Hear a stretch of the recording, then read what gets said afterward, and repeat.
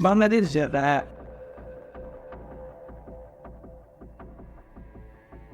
और वहाँ के जो माइनॉरिटी हिंदू उनके साथ अत्याचार किया जा रहा है। और बांग्लादेश की ढाका में भारत का राजदूत भवन है और वही सबसे ज़्यादा हिंसा देखने को मिल रहा है। और गलती से अगर भारत के राजदूत के ऊपर हमला होता है और राजदूत पर हमला मतलब भारत राष्ट्र पर हमला, भारत के दिल पर हमला,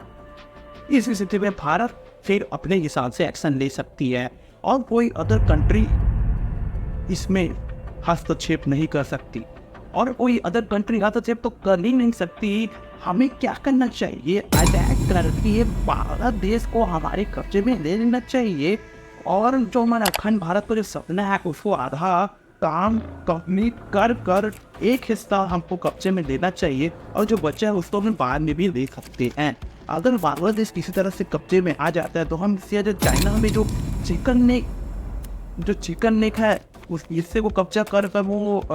उस हिस्से को अपनाना चाहता है, वो उसका जो प्लान है वो पूरा तरह से फेल हो जाएगा। क्योंकि अगर बांग्लादेश हमारे हिस्से में आया तो हम चिकन नेक के साथ साथ सबको प्रोटेक्ट कर पाएंगे, क्योंकि बांग्लादेश तो डायरेक्ट हम लोग के हिस्से में आने ही गया है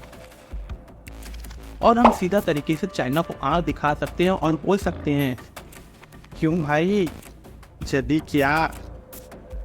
तो हम समझ लेते हैं नॉर्मल प्रोटेस्ट कैसे इस समय तब्दील हो किया बांग्लादेश। नॉर्मल प्रोटेस्ट होता वो पूरा बांग्लादेश में हिंसा की तरह भी देखा जा रहा है। तो इसके पीछे जो पूरा हाथ है वो है अमेरिका और पाकिस्तान का। कैसे है ये हम इस वीडियो में आगे समझेंगे। तो सबसे पहले हमें समझना होगा बांग्लादेश का इतिहास। सन 1971 में शेख मुजीबुर रहमान की लीडरशिप में बांग्लादेश आजाद हुआ था। पहले चुनाव में आसानी से जीत लेकर वो पहले प्रधानमंत्री बनते बांग्लादेश का और उस पार्टी का नाम रहता है अवामी लीग और विपक्ष पार्टी का नाम होता है बीएनपी बांग्लादेश नेशनल पार्टी और एक दूसरा पार्टी भी होता है जमाते इस्लामी जो कि पाकिस्तान कट्टा होता है, पूरी तरह से पाकिस्तान के चमचे होते हैं पूरी, वो भी पार्टी वहाँ बांग्लादेश में पड़ रहा है, जिसे देखते हुए वहाँ के आई वोटिंग से बैन करती उस समय। तो शेख मुजीबुर रहमान जो है वो पहली बार प्रधानमंत्री बनने के बाद 3 साल के कार्यकाल होने के बाद जब उन्हें लगा कि अब अगले चुनाव में मैं जीत नहीं सकता तो वो क्या करने की कोशिश करता है कि जो पूरे चुनाव की जो प्रक्रिया ये चुनाव को पूरा बांग्लादेश में ख़त्म कर दिया जाए, कभी चुनाव ना हुआ जाए और वही हमेशा के लिए प्रधानमंत्री बने रहो इस देश का। बट वहाँ की जो विपक्ष पार्टी है बीएनपी और जो वहाँ की जो आर्मी है उनको ये पसंद नहीं आता और क्या करते हैं आर्मी के कुछ लोग शेख मुजीबुर रहमान के घर चले जाते हैं और परिवार में शेख मुजीबुर रहमान के साथ साथ वहाँ के जो उसके 17 फैमिली थे उसको भी मार दिया जाता है। और लेकिन उस समय उसकी बेटी जो है जर्मनी में होती है इसलिए वो बच जाती है और 1991 में जो शेख हसीना उसकी जो बेटी है वो बांग्लादेश वापस आती है और 4 साल ग्राउंड लेवल में काम कर कर वो 1996 में प्रधानमंत्री बन जाती है बांग्लादेश का चुनाव जीतकर। लेकिन अगला बार फिर से चुनाव होता है उसमें शेख हसीना आसानी से हार जाती बीएनपी से। उसके बाद 2 टर्म हारने के बाद 2009 में शेख हसीना फिर से अपनी सरकार बनाती है बांग्लादेश में अवामी लीग के साथ और 4 टर्म लगातार 2009 से लेकर 2024 तक वो प्रधानमंत्री बांग्लादेश की बनी रहती है। अब हम समझ लेते हैं प्रोटेस्ट हुआ क्यों। तो दोस्तों 1971 में आज़ादी में जिन आर्मी के लोगों ने हिस्से लिए थे उनको गवर्नमेंट जॉब में आज तक 30% रिजर्वेशन कोटा और टोटल मिलाकर 50% रिजर्वेशन कोटा मिल रहा था, जिससे चंद नॉर्मल स्टूडेंट है जो कि अच्छे से पढ़ाई लिखाई करके वहाँ गवर्नमेंट जॉब वहाँ लेना चाहते थे उनके लिए बहुत बड़ा दिक्कत का सामना करना पड़ रहा था, बहुत ही अधिक ज़्यादा ही फाइट करना पड़ रहा था गवर्नमेंट जॉब के लिए। क्यों? क्योंकि किसी भी देश में 50% रिजर्वेशन बहुत ज़्यादा होता है। इसी कारण वहाँ के जो स्टूडेंट हैं उनका कहना था कि किसी भी तरह से यहाँ से रिजर्वेशन को हटाया जाए, क्योंकि वो क्या रहा था जैसे उसके दादा मान लो आर्मी में थे तो उसके बेटे को भी 30% रिजर्वेशन मिलेगा गवर्नमेंट को भी, उसके बेटे के बेटे को भी 13% रिजर्वेशन वहाँ बांग्लादेश में गवर्नमेंट जॉब के लिए मिल रहा था, जिस कारण स्टूडेंट को ये पसंद नहीं आया, इसलिए उन्होंने प्रोटेस्ट करना ही सही समझा। क्योंकि दोस्तों वहाँ जो है स्टूडेंट के लिए नॉर्मल गवर्नमेंट जॉब के अलावा और कोई जॉब ढंग का नहीं है, क्योंकि जो बांग्लादेश सरकार है वो कपड़ा उद्योग के लिए फेमस है। वहाँ मतलब बहुत अलग अलग प्रकार के कपड़ा बनता है, जो कि पूरे देश विदेश में इम्पोर्ट होता है, एक्सपोर्ट होता है। क्यों? क्योंकि वहाँ के जो मेन जो व्यवसाय है वो है कपड़ा उद्योग, कपड़ा ना, मतलब वहाँ जो कपड़ा जो बनता है ना वो बहुत जगह उद्योग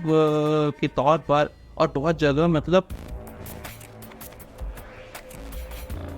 जो कि अलग अलग देश में इंपोर्ट होता है। लेकिन जो नॉर्मल जो स्टूडेंट जो पढ़ाई लिखाई कर गवर्नमेंट जॉब लेना चाहता है वो ये फिजिकली जो कपड़ा बनाने या ये कपड़ा बुनने का काम वो नहीं कर सकता, इसलिए वो ये रिजर्वेशन को हटाना चाह रहा है, ताकि मैं किसी तरह से भी वो फाइट कर इस गवर्नमेंट जॉब को ले पाऊँ। अगर फेयर तरीके से गवर्नमेंट जॉब के लिए लड़ाई होती है तो बिना रिजर्वेशन के। लेकिन होता ये है कि वहाँ जो है कपड़ा उद्योग के अलावा और कोई ढंग का नौकरी नहीं है, जिसके कारण स्टूडेंट के लिए वहाँ पर जो मौके हैं बहुत कम है, इसलिए उन्हें ये प्रोटेस्ट करना पड़ा। अब हम समझते हैं कि इसके पीछे फ़ायदा किसको हो रहा है और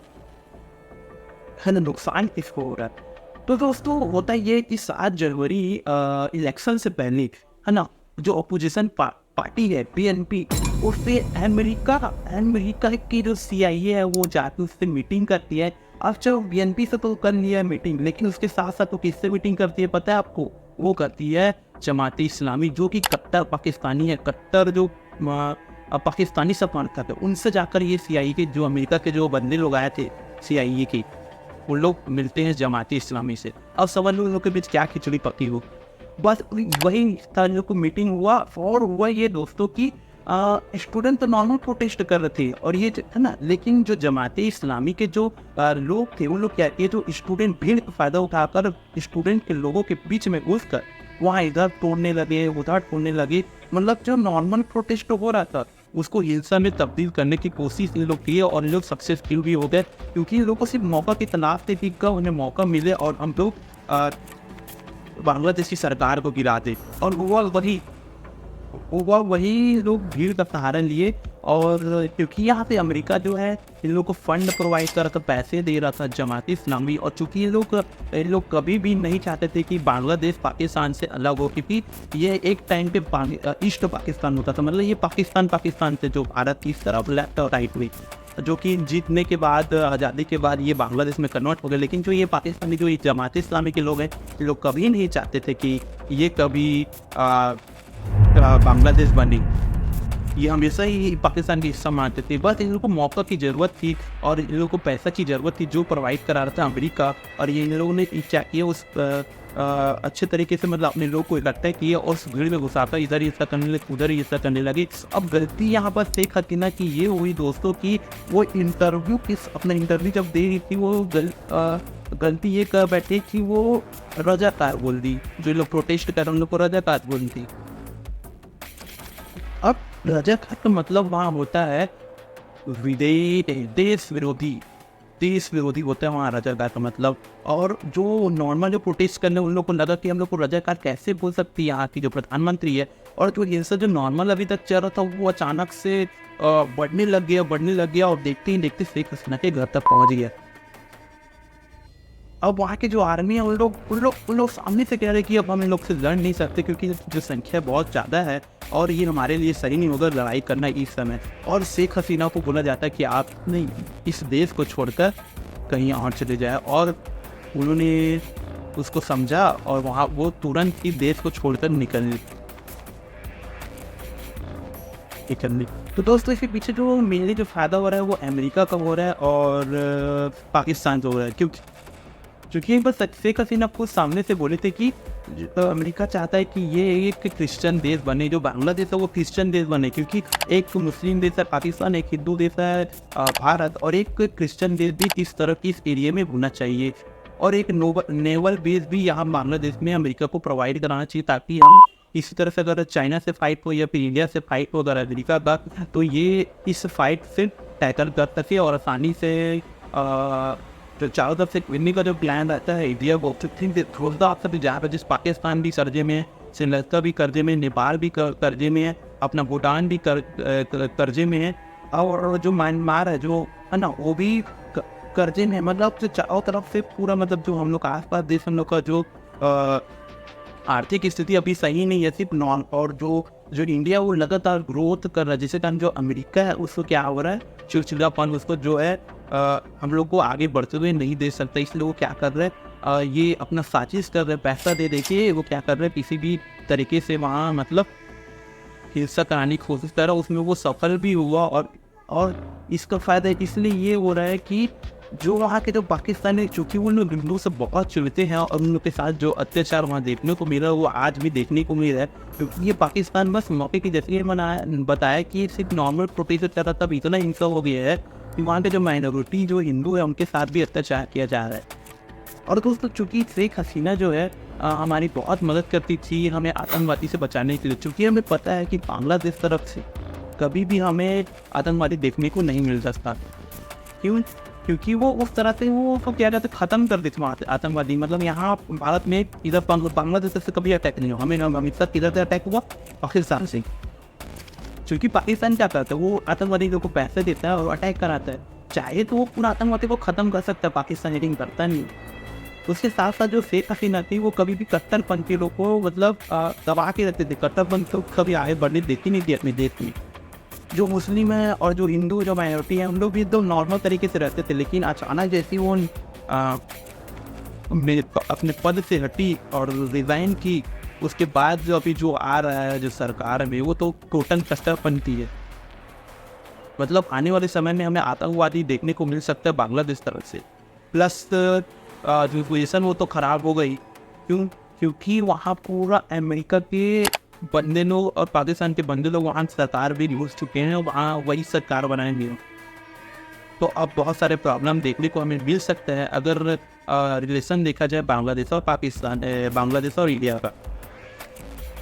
तो दोस्तों ये कुछ इस प्रकार से हम समझ सकते हैं कि हमारे आने वाले समय में भी भारत में भी ऐसी हिंसा भीड़ का फ़ायदा उठाया जा सकता है। तो आज का जो वीडियो आपको अच्छा लगा होगा तो बस आपको कुछ नहीं करना है, हमें सपोर्ट बढ़ाना और सब्सक्राइब करके जाना है।